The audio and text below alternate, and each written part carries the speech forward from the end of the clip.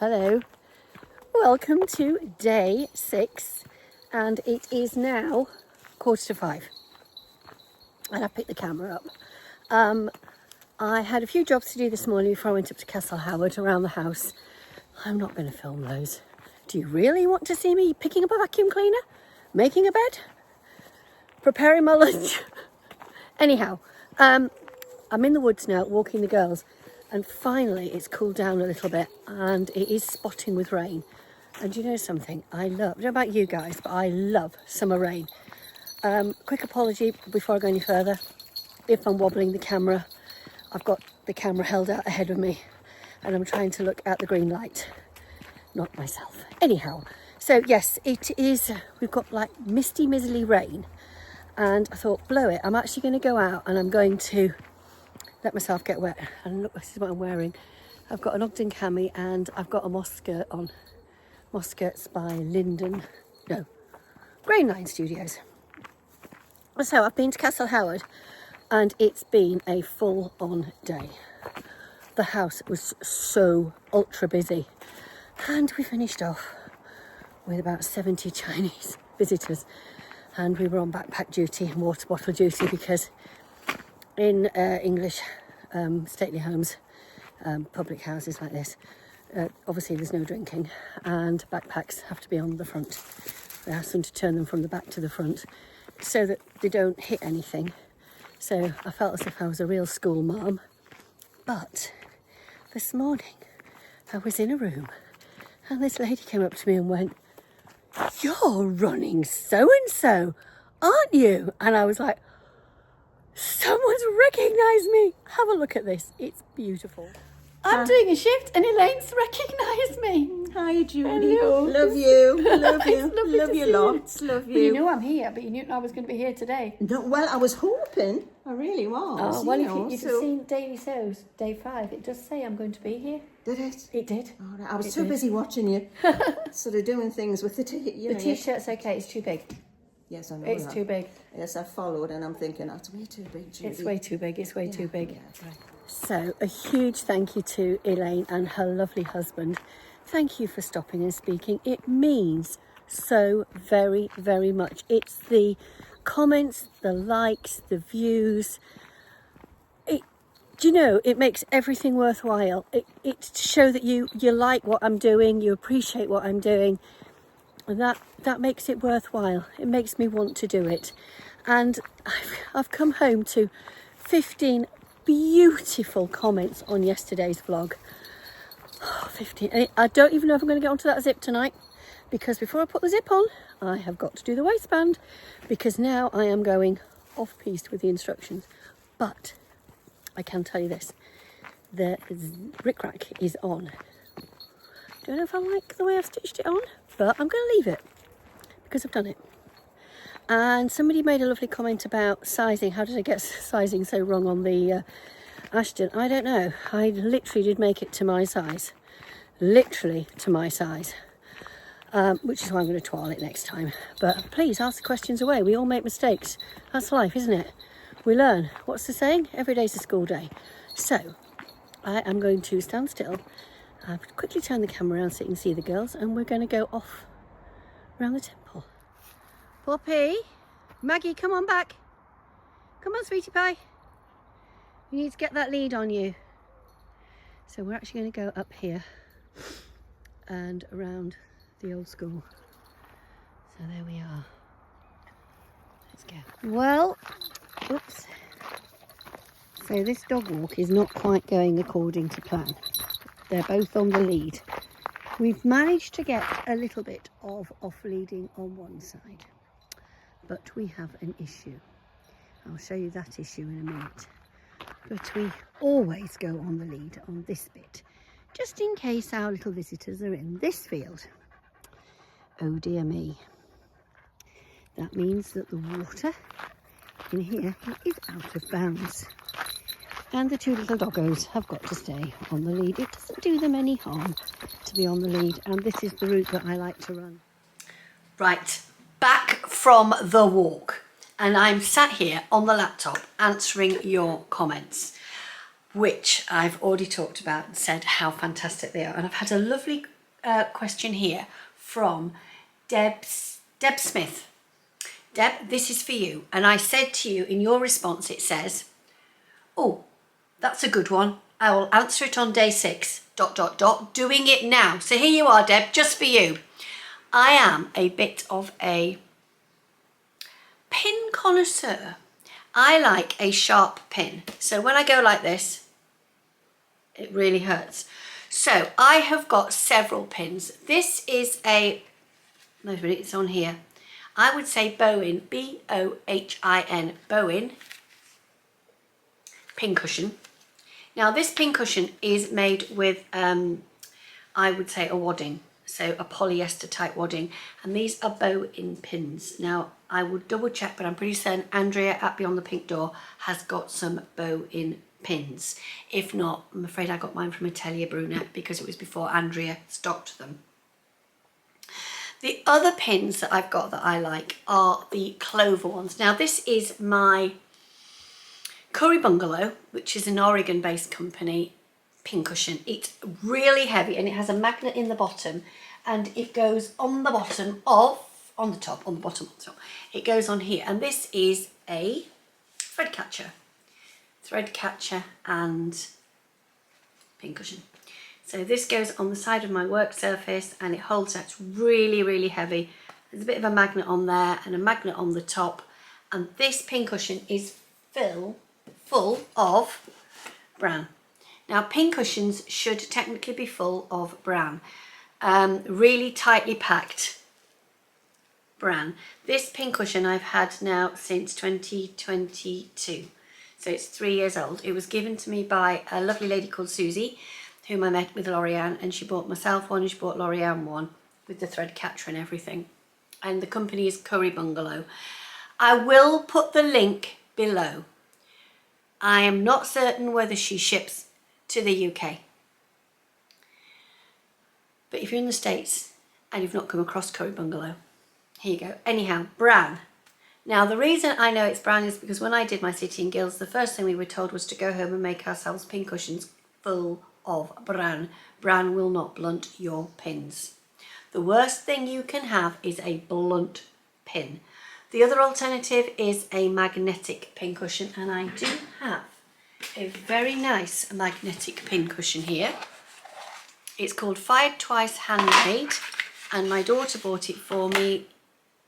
Yeah, Fired Twice. I'll see if I can find the link for it. This is, look, get some pins. It's got a magnet in it. I can't even pull the pins out now. It's got a magnet in. But pins. Magnetic pin cushions are also very, very good for keeping your pins sharp. And what you need to do ultimately is to keep your pins sharp. So let's talk about these. These are Clover pins. I will do my best. Let me just do that now. Hold on a minute. I shall cut this bit out. I'm just going into my description box for today. Okay. So the red pins, oh my gosh, I'm not very good at, this is the bit that I'm not very good at. Hold on. It's slightly bent. Let me see if I can get you a straight one. There we go. The red pin. Here's the red pin. Oh, look, I've got an even better idea. Look. The red pin is slightly thicker in the metal bit than the blue pin. Now the blue pin, oh, it's not going to stay in there, is it? Oh, there's the blue pin. The blue pin is very, very fine. And there you go, there's the red one. And these are nice and long, and the blue ones are fantastic on viscose. I will tell you that now. Now the next pin that I've got is just your standard glass-headed pin. You see it? Standard glass-headed pin. They're great. These glass-headed pins are, you can get them everywhere. I think if Prym do them, I think Prym do them. They are excellent for when you're pinning through the paper, the really heavy paper. Now, the last pin I have here is a magic pin. And Lorianne put me on these. These are orange magic pins. Now, I do know that Prym do a magic pin, but they are not the same as magic pins. And these are really fine and absolutely fantastic for fine fabrics. Now, when I've got a really thicker fabric, I have another sort of magic pin. I have pink ones. Slightly longer, slightly thicker, more for quilting. But different types of pins for different things. Heavier pins, finer pins, longer pins, shorter pins, standard pins. I don't know if that helps you. Look at that, it's terribly me, isn't it? It's organised around the pin cushion. I've got one of my friends going, look, that's so Judi. She's even got an organised pin cushion. So there you go, impromptu lecture on the pin. But it's still not getting the sewing done, is it? I'll be back very shortly to carry on sewing my Winslow. Right, I'm back. My dinner is just cooking. I had another lovely lady who said on the comments recently, I never thought of just sitting down and doing 10 minutes here and 10 minutes there. And you know, if you do 10 minutes here and 10 minutes there, you can actually get quite a lot done. So I'm just going, I don't know if you can see, around the pockets. Let's have a look. So when I'm doing my turning round to make certain that I'm with all I am, I've got that there at 1.5 centimetres. Around we go. Actually, I'm saying now that I'm really sorry. When I was out walking, I was going to take a video of the tractor. The tractor was ploughing, and there's no way that I would let the dogs off the lead if there was any kind of farm machinery around while I was outside. I shall carry on with this, and then when I've done this bit, I'm going to have my dinner, and then while I have my dinner, I'm going to try and tack on the ric-rac, because I thought I've got enough ric-rac to go just below the waistband, just peeping out from underneath the waistband. I thought, do you know, why ever not? Why not give it a go? And you want so both side seams are now sewn. Now what I want to do is I want to use the remaining ric-rac to see if I can get it to poke out of the bottom of the waistband. Now I am convinced that this ric-rac is wide enough to do this, and it is just a little too wide. Let's see what happens if I put that there and this here like that. Give myself a longer stitch.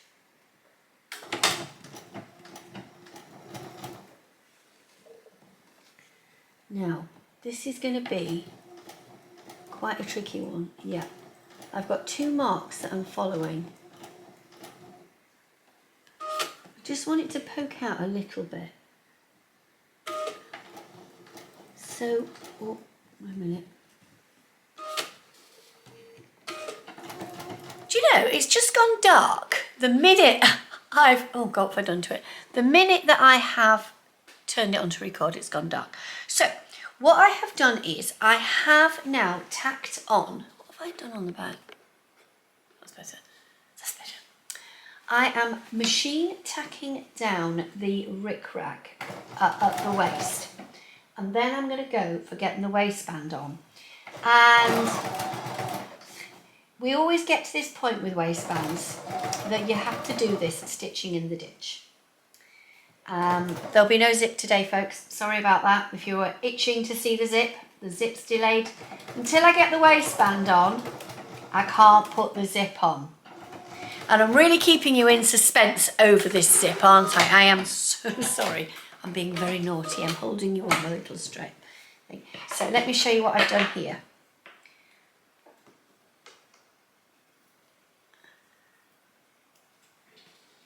I just want the waistband to, just want the ric-rac to peak, so I've sewn it down straight through the middle.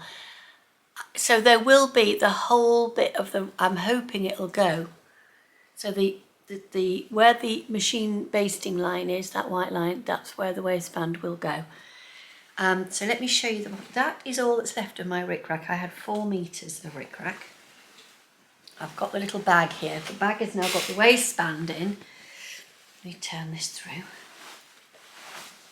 I love it. I'm absolutely so excited. I just thought Andrea had all this beautiful stuff on her website. And I said, you know, Andrea, I really fancy putting some ric-rac on it. And I did say, when I did the unboxing, what about... Oh, I've got some pincushion here. What about putting a little bit of ric-rac on the bottom? So there we go. Got the ric-rac there. I can show you on this side. It's much better. Look at that. All the way around. So I have done this differently. So what I did was, as you saw yesterday, I put the ric-rac on and then I have done the side seams. Now the stitching down for the ric-rac I have done quite differently. Can you see? I've made it look funky. So it's just a bit of zigzagging round through the ric-rac, but it's held it down. Now, one of you lovely ladies has been commenting, ladies and gentlemen have been commenting, that I should have used an invisible thread. And hindsight's a wonderful thing, isn't it? I should have used an invisible thread. That would have been perfect. But unfortunately, I'm far too impatient and I wanted to get on and get it done.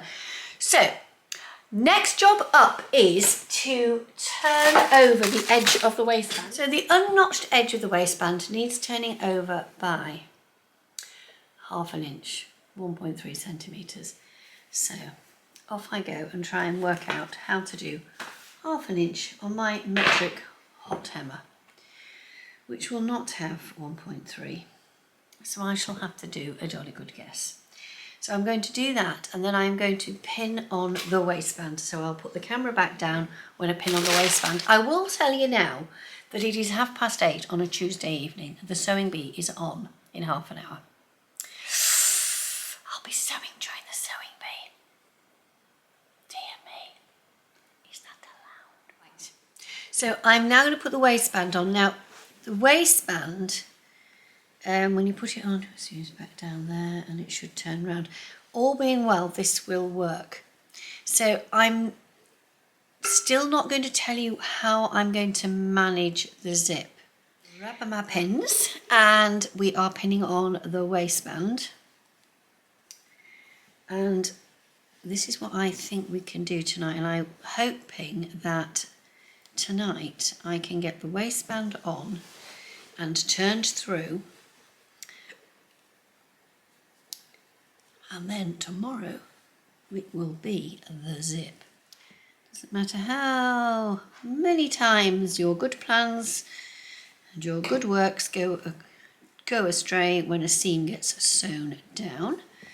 So hopefully when we turn this waistband back we will be able to have a beautiful little poking out bit of ric-rac.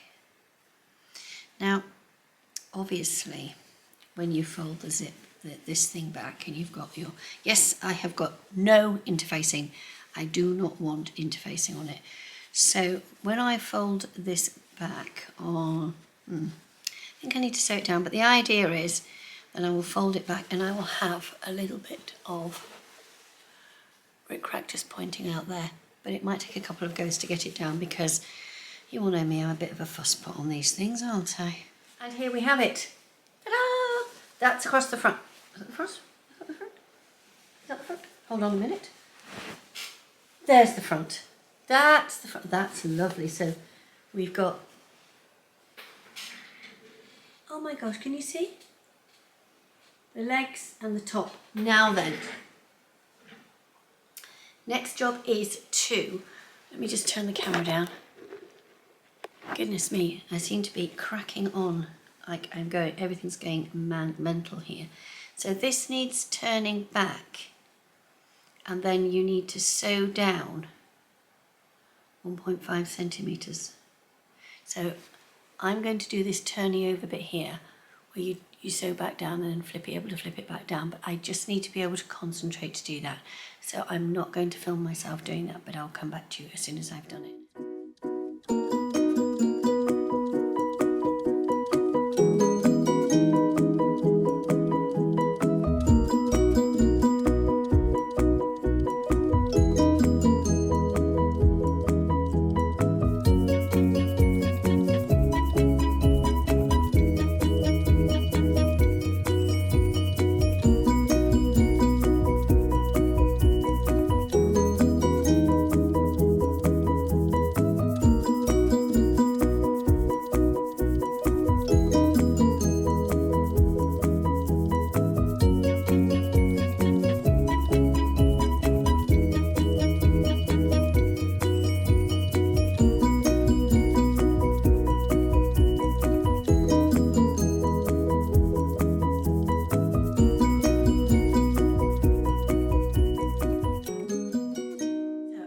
doesn't seem as though I've done much sewing today, but I now have the waistband ready to go. And actually, I just want to put the zip on now, but I'm not going to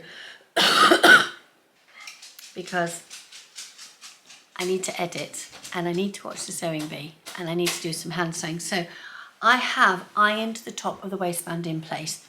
What I need to do now is to take out the pins that I've put in here, grade the seam, and I'm actually going to slip stitch this seam, this hem here. I'm going to slip stitch that down by hand. The reason being, I do not like stitching in the ditch. I know I can do it, I know it works, and I know it will be fine. It's just the way I was taught. Bottoms of inside of collars, inside of waistbands, do them by hand.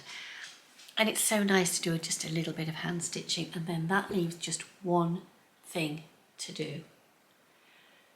And I'm going to do that tomorrow. So thank you so much. I don't think today's episode is going to be as long as the others, but what it does mean is that tomorrow I can get that zip on and I can then get on with the ric-rac, because the ric-rac will not take long, although I might delay the ric-rac and do the raglan first, because I've got the fabric for that and it's all washed and it just needs cutting out.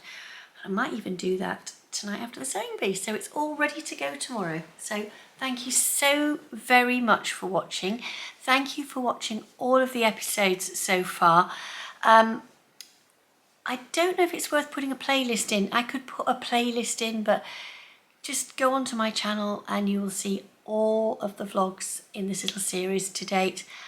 My aim is to keep going with the daily vlogs up until hopefully Sunday the 3rd, because you don't really need one on the 4th of August. All I'm going to be doing is gardening and cleaning and painting. How boring is that? No sewing content at all. But you'll get the vlog on Thursday morning, on Monday morning. It just means you won't get one on Tuesday morning. You might get one on Wednesday morning. Or Thursday morning. Time will tell, because I'll then be on the Oregon Trail. So for now, if you want to subscribe, here's a little reminder to like, comment and subscribe. And I'll see you all again tomorrow. Take care then. Bye-bye.